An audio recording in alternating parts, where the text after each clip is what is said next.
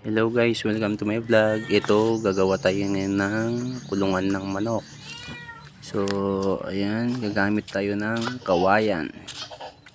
Ayan, ipapakita ko sa inyo yung kawayan. Ayan, yung mga nakuha natin na kawayan.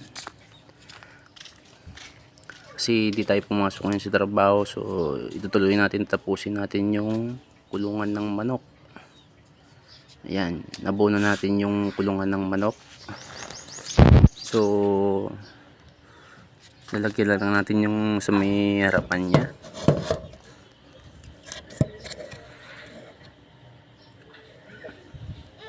Ayan guys, so inaayos ko yung camera para maliwanag tignan.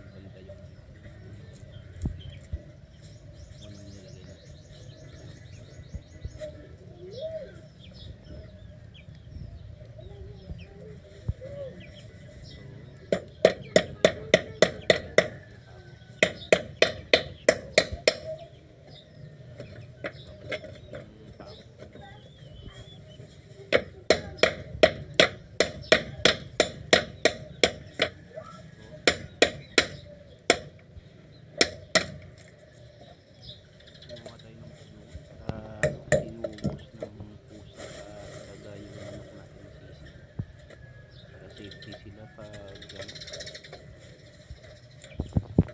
nilagay natin sa kulungan. Ayan. Mas matigas yung kawayan kaysa pag babalik